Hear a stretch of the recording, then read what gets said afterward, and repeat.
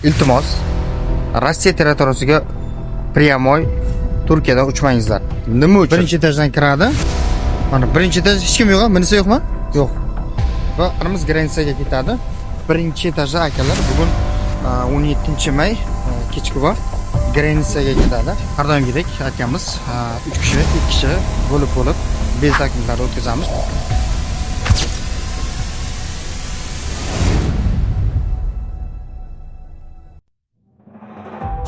Malikalar Allah seviye kasasından Sankt-Peterburg'dan Toshkentga Toshkent Air bezak akalarimizni o'tkazib qo'ydik. Mana shu hozir yana akalarimiz bor, o'tyapti.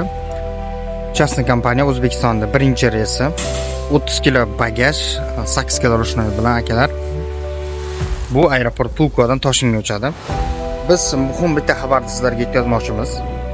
Turkiyadan O'zbekiston fuqarosi bo'ladimi, Tojikiston fuqarosi bo'ladimi? Bo'lishidan qat'iy nazar, iltimos, Rossiya territoriyasiga pryamoy Turkiyadan uchmangizlar. Nima uchun? Chunki 16-may Istanbul Sochi 11 ta passajirmizga bilet yozdik.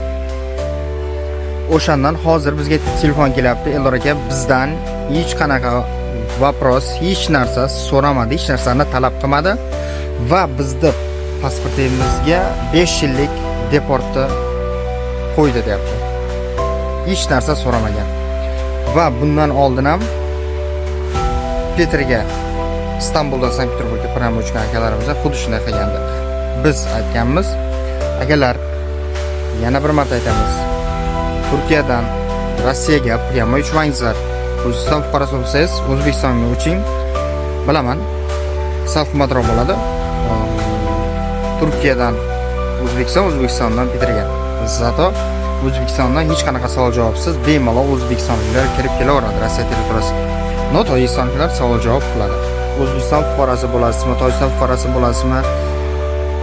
Qat'iy nazar, iltimos, Turkiyadan pryamoy Rossiya territoriyasiga uchmangizlar. Deportatsiya qilinadi. Qaysi Vunukova, Peter, agar akalar o'tgan bo'lsalaringiz, o'tgan akalarimiz, iltimos yozingizlar. Qanaqa qilib o'tdilaringiz, nimaga buncha passajirda hech qanaqa savol javobsiz deport qilyapti? Buni sababini agar bilganlar kommentariyaga yozsin. Biz odamlarga mana shu ma'lumotni yetkazaylik, чтобы deport bo'lib ketmasin.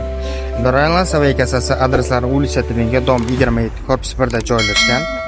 Sankt-Peterburgda akalar, savollaringiz bo'lsa, WhatsApp, Telegramdan bemalol murojaat qilib beringizlar. Biletlar kerak bo'lsa onlayn, offlayn bemalol kassamizga bosalaringiz ham bo'ladi. WhatsApp, Telegram, Viber orqali bemalol murojaat qilasizlar. Biletlaringizni elektron chiptasini tashlab beramiz. Birinchi etajdan kiradi. Mana birinchi etaj hech kim yo'q, bunisi yo'qmi? Yo'q. Va arimiz granitsaga ketadi. Birinchi etajda akalar bugun 17-may kechki vaqt granitsaga ketadi. Birinchi etajda o'tkazadi. Qani, sheriklar. Shunaqa holdana. Mana shu yerdan kiradi, sirazi birinchi etajdan biz yana 3-etajga ko'tarilamiz. Sirazi ikkita o'tkazamiz. Bugunga tunga Chelyabinskga reyslarimiz bor, granitsaga akalar. Общий taksi hammasi o'yda taksilarimiz bor, ular kutib oladi. Hammasi foydali. Ular Raylan kasasi bilan birga bo'layapmiz, biz qadroq tushuntirib ketaveramiz. Bakalarimiz endi registratsiyasi bazadan chiqmay qolmi? O'tkazib qo'yapmiz. Talonimiz bor, qarang. Mana bu talon bugun 17-may, qarang. 23:20 da samolyotga o'tirasizlar. Vhod 5. Qarang, vhod 5 sizga 17-mezda, sizniki ana 5-qarang, vhod 5 17B. Samolyotga 23:20 da o'tirasizlar, xo'pmi? 23:45 da samolyot uchar ko'rsataman. Vhod almashishi mumkin, ehtiyot bo'lasizlar. Maylimi? Agarki mabodo yana telefonlashib turamiz, telefon qilasizlar. U yerda bizni taksilar kutib oladi, bemalol telefon qilasizlar, maylimi? Sizlarga oson yo'l. Mayli, xo'p. Mana bu yer vhod. Shunda kirib ketaverasizlar. Tamam. Hozir yana sheriklaringizni izlangizdan jo'natamiz. Xo'p. Mayli. Akalarimiz granitsaga ketadi. Assalomu alaykum, Raylan Savay kasasidan. Har doimgidek akamiz 3 kishi, 2 kishi bo'lib bezaklarni o'tkazamiz. Chunki nima uchun? Militsiyalar payqab qoladi talpada va ularni taftish qilishi mumkin.